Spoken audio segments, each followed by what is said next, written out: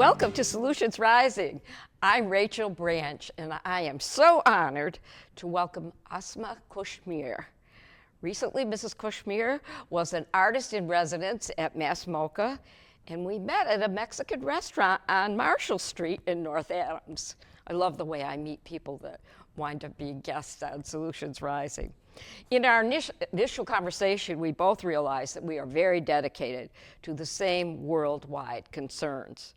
After our first meeting, it was a joy to share tea and truffles with her on a Sunday afternoon to discuss how we would present her background in extraordinary artwork. That afternoon together was memorable.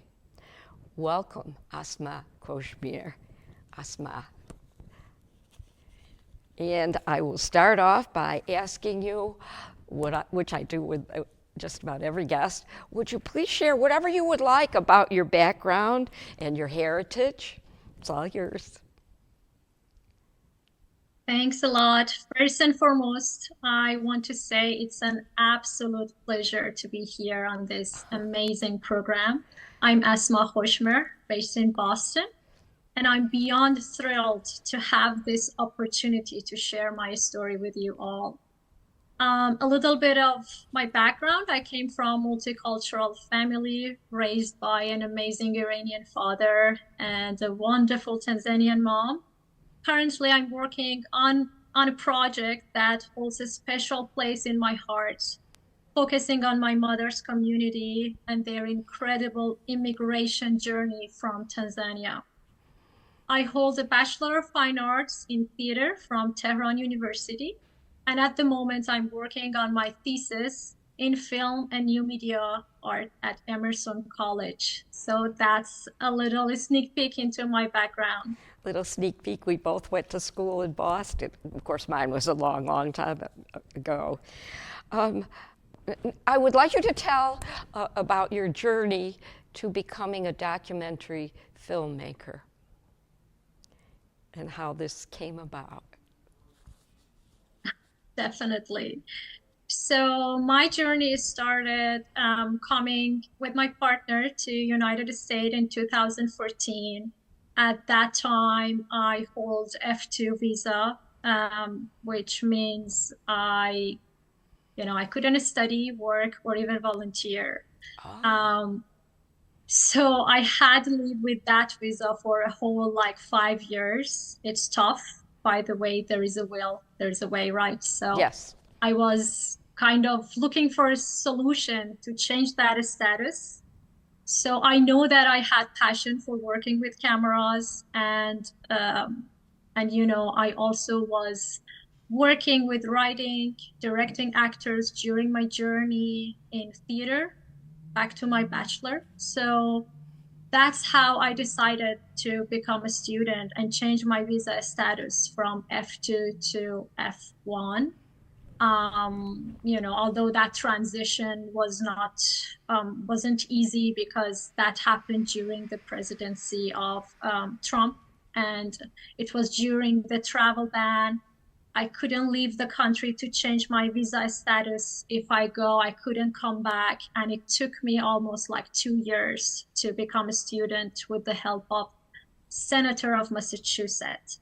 So, but, I started that really diving into the world of film. And guess what happened? The COVID hit. And talking about the timing, I'll definitely pose some challenges in terms of getting that hands-on experience on film set. But I've learned to adapt and overcome obstacles along the way. I jumped in with both feet, wearing many hats in film community. I've doubled into writing, directing, producing, and even cinematography, you name it. Well, just backing up just a little bit, I didn't know what an F1 or an F2 visa is. I know about HB visas for doctors, but what is that? What is an F1 or an F2 visa? So F1 is when you are international and you become a student, you get F1 visa. But Ah, we were not lucky enough because of our nationality and the situation between two countries, we got single entry visa. So with that single entry visa, we couldn't leave the country. So it's almost a decade that we was here living here. We couldn't get a chance to visit our family, although I was lucky enough, I saw my parents last year in summer. But my partner, even until today, he didn't get a chance to see his parents. wow, that's an amazing strength of spirit to be able to go to another country and not know if you could go back to visit or leave and not come back or vice versa. I was just in Canada, right on the border of Canada, this a few days ago, and a mother of a friend of mine coming from Canada at the theater that were at, they had a line down the theater. It didn't happen Sunday, but they had a line down the theater, so those from Canada had to go out from one door, and the people from the United States had to go out the other door. And she decided to have dinner with us. She had to drive back to Canada and come back in to have dinner. I mean, it's just so amazing, and how hard it is. I mean, it sounds quite humorous now, but I think, oh my goodness, uh, that's just to be respected, and I'm just amazed at what it took for to be able to do what you did, you and your partner, to be able to come into the country and knowing that um, it's going to be a while, if and when you can see your parents and your family. And would you like to talk about that now, or what you are planning coming up?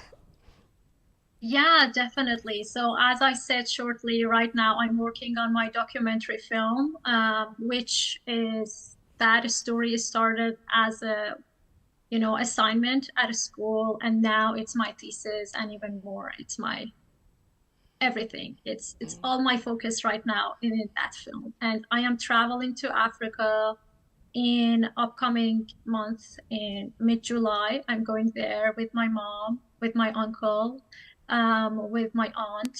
And so my goal is to make a documentary film about their life and how they immigrated from Africa, how and why they immigrated from Africa to different countries. So some of my cousin ended up in Arab countries, some in India. My mom ended up in Iran. So that was kind of a very mystery story for me, and what happened to them. And that story was kind of a secret to the family. And after I faced personally the immigration, I immigrated myself. I realized that I want to learn more from my mom, why she immigrated. And then I faced that secret that my mom and her family, including my aunts, all her cousins, they faced forced marriage law back to country, the law that created from a president of the country, and they couldn't have a choice.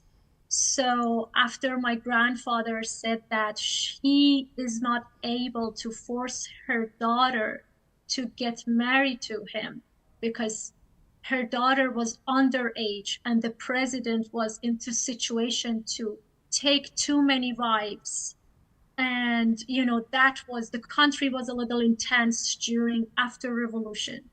And after that communication between my grandfather and the president, I've realized the president deported all the family from the country, gave them 24 hours to leave, but without their girls, without their daughters, and then imprison the family, imprison my uncles, my grandfather. And that story, all of that just break my heart because I didn't know. I didn't know anything about that story. And that experiencing forced marriage when they were underage with people double their age, people who already have family.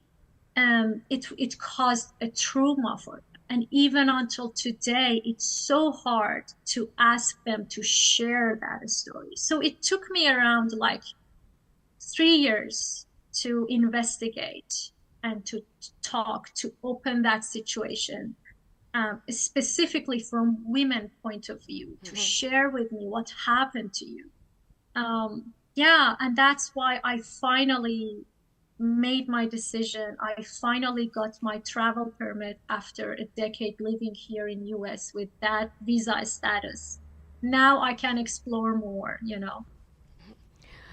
This is just amazing and so needed. Your documentary work is so needed, particularly today that so much is coming to light about what is happening around the world to women and girls and the vulnerable people. And this I'm just awed and so glad that you're going to do this documentary, and it is amazing. And this happened in my own life, finding out about what happened to ancestors and the immigration and what is happening around the world for people that are immigrating to other countries because of violence and what is happening. Your work is so relevant and so necessary today. So I wish I were going with you. I really wish I were going with you. So how long will you be gone, and how are you approaching what you will be documenting? Yeah, so as you know, making film, specifically when it involves like political and sensitive topic, it's not easy, especially for a person who's just started that journey. So that's why it's a little challenge for me to handle all of that by my own. So right now I am seeking more hands, especially having people who had experience in producing and protecting the director from such a sensitive topic. So at the moment, I am doing I am going to Africa for almost 2 months. I would stay there from mid-July till end of September. And during that time, I am seeking to like interview some family members, and because that film also about my investigation as one of the Yes. new generation in the family who didn't know anything about that. So I'm looking for another cinematographer who filmed me during that process. Oh, beautiful. And yeah, yeah, that's my plan at the moment. Oh, that's absolutely beautiful. And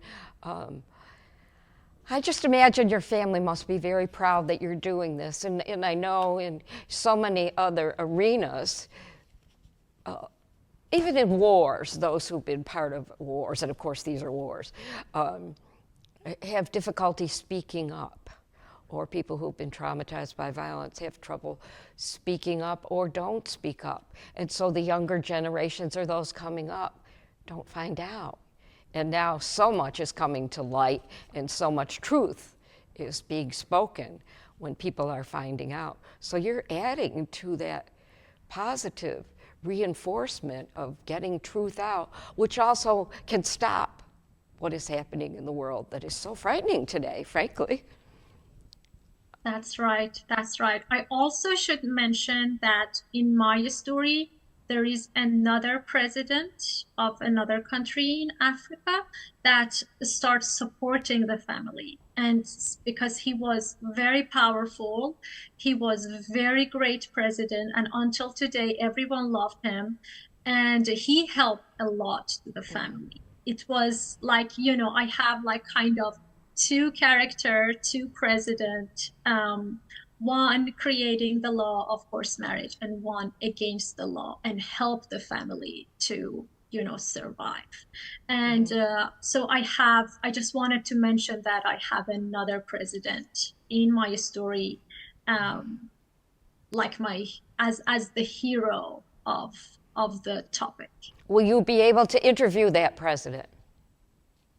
Unfortunately, he passed away Oh, because my story is about 70, that story happened in 1970. hmm. And yeah, and that's why I was not lucky enough to investigate that story much earlier. But I don't want to complain, because even with whatever I have right now, I want to tell this story. You will But still be most able of the to. people, yeah, but most of the people, they are in mid-age or they passed away, unfortunately. If there are those that you can interview who knew that president, you will still be able to immoralize him because you have the information. It's not absolutely necessary. It's wonderful if you can interview the person you're talking about, but still, through others, you will still be able to find the material that you want for your documentary. And of course, when you and I Yeah, talked that day, sitting drinking tea and eating truffles, when you told me about forced marriage, I said, this is legalized rape, which is exactly what it exactly. is. And that was one of the connections you and I had about how we feel about what's happening in the world to women and girls. And I think a lot of the women that you were talking about also were girls. These are not Yes, grown women. yes, between 12 to 17 years old. So very young, experienced rape and pregnancy and sexual assault when they were teenage. So even until today, talking to those victims from family side, it's so hard, so hard. It's like, they become emotional easily. But, I was very lucky to have support from my uncle who was in love with one of the girls. And with the help of another president, he managed to escape with three girls and his lover across the country and escaped. And now they got married and they have Oh, children. And it's like happy ending story, which, oh you yes. know, yeah. Well, that was your artist in residency, part of your project at artist in residency at Mass MoCA. And of course, when I saw that room with all these documents, I'm hoping that you and I and your uncle will be able to participate in another Solutions Rising program, even if we Zoom it, I think, from wherever he is. And of course, I Definitely. want you to come back when you return from Africa so we can talk about what happened in Africa. So I'm probably going to try to grab you every chance I get to come and do a show here on Solutions Rising, because this is actually what you are doing is a solution to try to solve and stop forced marriages and what are happening to women and girls and children around the world. So you are to be honored, and I have great respect and hope for every success in what you do. One of the things I do want to talk about, because this is the other area that has to be addressed, is how do you find support to produce a documentary and because it does take funds. And how did you do that, or how are you doing that? So at the moment, I applied for some grants. I'm waiting for the response. I haven't heard yet. But, Mass MoCA was also another support that I have, Mhm. I got fellowship from Mass MoCA Residency in order to focus and write this script. And I actually, during my residency there, I wrote a short immersive script and I filmed it in March. So even, I count Mass MoCA as one of the supporter for the film because without them, I couldn't write that story that I have at the moment. So besides some grants, I am also going to create a website for fundraising. So one other way is to start a fundraising, but mainly I'm looking for producers who produced a documentary with political and historical topic before, because I know that is too much for me to handle. Yes. And yeah, and also, some fund is from my own pocket. I just have a little bit of saving. I am traveling there. I got the ticket for my mom, for my uncle, for his wife. So, and staying there, it costs. And I'm just going to take this opportunity to say, even before your website is set up, if someone wants to contribute to help fund your documentary filmmaking, is there a way we can do that right now? Of course. Oh my God. Oh, That would please be the tell me, best. because I want that on this program if it's possible. Definitely. So I'm going to include maybe my email address, which is my first name with my last name at Gmail. Also, same my first name last name.com is my website, and I can share more of my work sample. And if people interested and willing to help me, I love to, and I can share more about the project with them. We are going to put this at the end of our program. It will be on the credits so that people can do that. We will have your email address and your website, but this is very important to me on Solutions Rising to be able to assist programs like yours that are so very important. Yes, yes. And I always want to do that. And that's for me, another type of solution is to find a way to fund things that are really important to get out. I didn't know whether, when you said, oh, you're going to set up a website, I thought, oh, we have to have some way to contribute. So yes, that will go on. That will be at the end of this program. So, let me see now. Is there anything else that you're going to be doing in Africa? I'm sure visiting with your family is just so special, and you will have some time just to be together. Yeah, my work is combination of hybrid documentary and virtual reality. I always loved the technology and how I can tell the story in a new way. And also, when I started studying film at a school, COVID happened, and that's why I focused more on, VR, AR, and that kind of technology work that I can, because I didn't have a chance to be on set. So my work is combination of that. And during my What did stay you in say? Africa, ER and AR? What did you say? augmented reality is AR Okay. and virtual reality is Oh, VR. VR. Okay. So yeah, For yeah. our So audience. my work is it's a volumetric capture, which is immersive experience of the space. So what I'm going to do, I'm going to scan the location, my mom's house, the street, the places that a story happened. So I am scanning the location, and then I capture actors and my uncle and his wife or whoever is in the story for interview. I capturing them volumetrically, which is like a 3D dimension. And then I just put the background and I attach them in the space, and the audience able to walk around them. It just brings the experience that they are in Africa themselves, and they can see the subject. And that was my experience in VR. When I am there, I am much more closer to the story, Okay. and that's why I am doing some part of the film in VR. Not all of it, because VR cannot be so long. This is fascinating, and I'm thrilled, and I wish I were going with you. And I loved the 2 years I lived in North Africa and was hoping, except because of a war, I had to leave. I was hoping I would be able to go to South Africa or travel through the continent.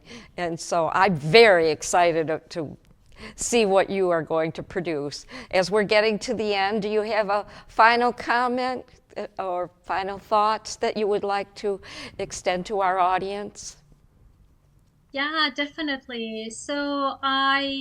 The only thing that I wanted to mention is my inspiration for the work is coming from 1001 Nights story. Oh, yes, yes, yes. Yeah, or we know it as Arabian Nights. So the story of, Shahrazad who tell the story to a bad king, and after telling like 1001 Nights story, she healed the king to a good one. Um, and I wanted to say that, one thing that drives me is exploring that meaningful topic like generational trauma, forced marriage, immigration. I found so much inspiration from this book. Um, yeah, and that's the only thing that I think it kind of missed Oh, from yes, yes. And I meant to, yeah. I meant to mention that. So our viewing audience and listening audience, because we go on our WMNB LP local radio also, will look up that book, 1001 Nights. Is that what 1001 Nights? Is that the book? Yes, yes. Yes. 1001 Nights Yep. is the book. To Yeah, prepare for your upcoming documentary. And yeah. if each one of us picked up one problem and solved it, imagine the incredible view we would all have of Solutions Rising. And I'm so grateful to Asma KhoshMehr for agreeing to be a guest on Solutions Rising. It has been an honor to meet you and share your inspiring art, your creativity, and your documentary filmmaking superb projects with our audience. I also want to thank David Fabiano, the Executive Director of Northern Berkshire Community Television Corporation, and our wonderful director, Nicole Brown. Thank you so much, and thank you, Asma, so much. And I wish you every best wish and every success on your trip to Africa. And again, I wish I were going with you.